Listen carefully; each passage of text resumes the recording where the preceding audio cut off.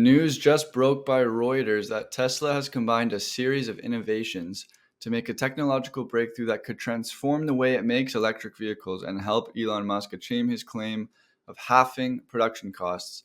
Five people familiar with the move said. As you probably know, Tesla already uses Giga castings to make the front and rear ends in one mold, and it's about 6 to 9,000 tons of clamping pressure, and competitors have been scrambling to catch up.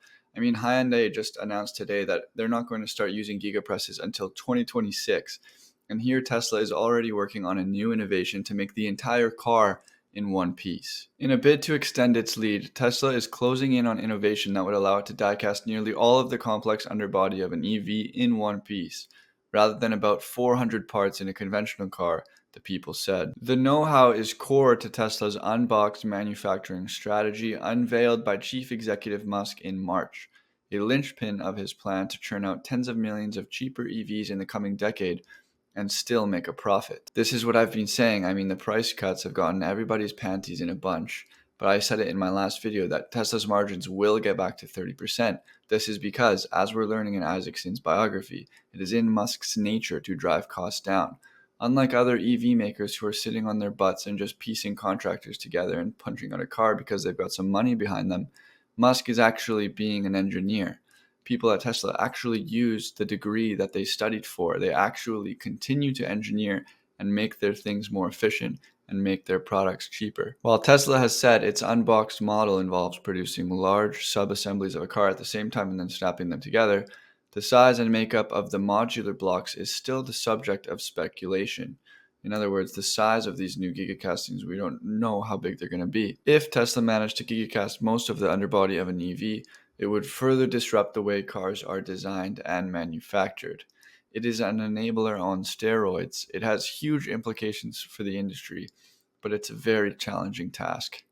Well, we know Elon likes those. He likes to do the hard things, and he never stops. I mean, he chooses pain time and time again. This goes back to his childhood. Two of the sources said Tesla's previously unreported new design and manufacturing techniques meant the company could develop a car from the ground up in 18 to 24 months, while most rivals can currently take anywhere from 3 to 4 years.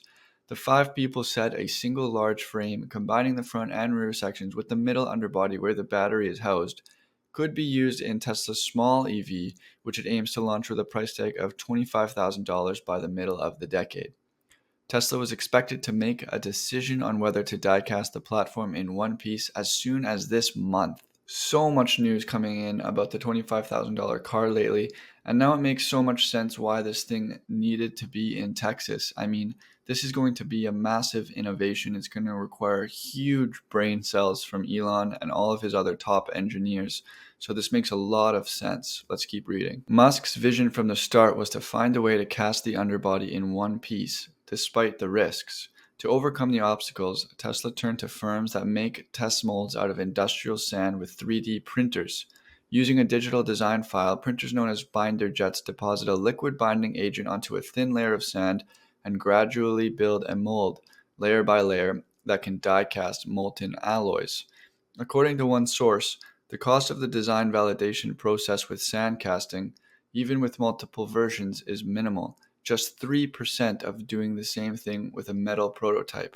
Wow. So 3% of the cost it would normally take to make a cast is what they're paying. Just 3% because of this new way that they've come to do it. That means Tesla can tweak prototypes as many times as needed, reprinting a new one in a matter of hours using machines from companies such as Desktop Metal and its Unit X1. The design validation cycle using sand casting only takes 2 to 3 months, two of the sources said, compared with anywhere from 6 months to a year for metal mold prototypes.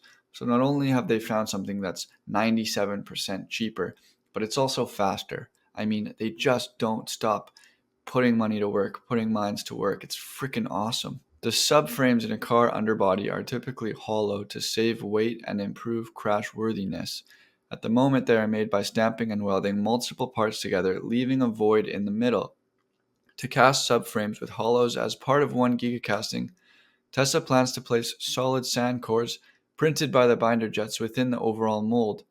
Once the part has been cast, The sand is removed to leave the voids. But despite that greater flexibility achieved in both the design process and the complexity of the large frames, there was still one more major hurdle to clear. The aluminum alloys used to produce the castings behaved differently in sand and metal molds and often failed to meet Tesla's criteria for crashworthiness and other attributes. Tesla has the safest cars in the world. This is why. The casting specialists overcame that by formulating special alloys, fine-tuning the molten alloy cooling process, and also coming up with an alter production heat treatment, three of the sources said. And once Tesla is happy with the prototype mold, it can then invest in a final metal one for mass production. The sources said Tesla's upcoming small car has given it a perfect opportunity to cast an EV platform in one piece, mainly because its underbody is simpler. The kind of small cars Tesla is developing, one for personal use and the other a robotaxi, don't have the big overhang at the front and the back, as there's not much of a hood or rear trunk. It's like a boat in a way, a battery tray with small wings attached to both ends. That would make sense to do in one piece. This could be potentially why Isaacson described the $25,000 car as being Cybertruck-like in its design. There was a lot of talk about Cybertruck being an exoskeleton, and so that the body frame was actually the exterior itself. This was going to make it stronger and more efficient to manufacture. Well, it sounds like Tesla is coming up with something very similar in the robotaxi. Let's keep reading. The sources said, however, that Tesla still had to make a call on what kind of Giga Press to use if it decides to cast the underbody in one piece.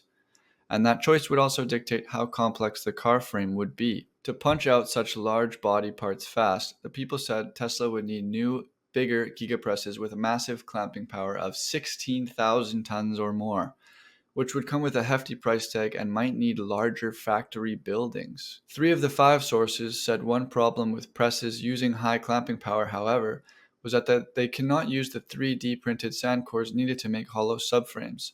The people said Tesla could solve these obstacles by using a different type of press into which molten alloy can be injected slowly, a method that tends to produce higher quality castings and can accommodate the sand cores.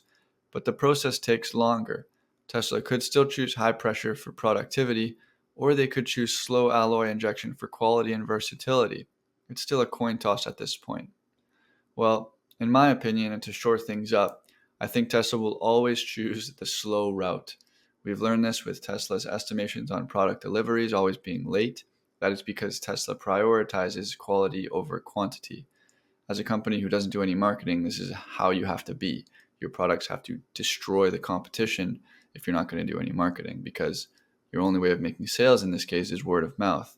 So I think that Tesla will choose the stronger one that will improve the safety of their vehicles as well as the performance. Jeff Lutz of the Tesla community chimes in and says, "This takes years to do. This is radical.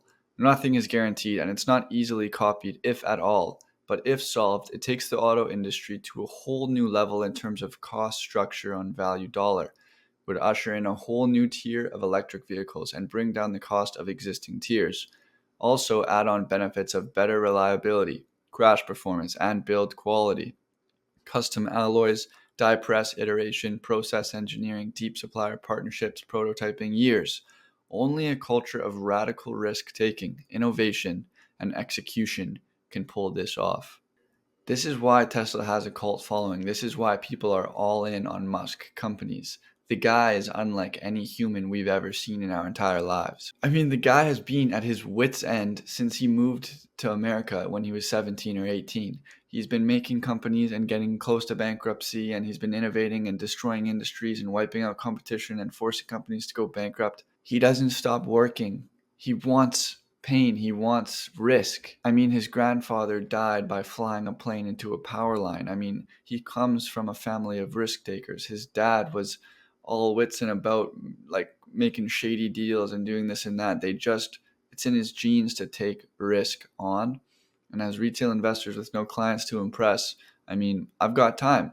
Musk, go do your thing. Here's my money, and see you in a couple years. This could potentially enable Tesla to achieve somewhere in the ballpark of 30% auto gross margins on a cheap car like $25,000. This is literally unfathomable in the auto industry. Tesla continues to innovate, and I'm just extremely excited to continue to watch their progression. And I will see you guys in the next one.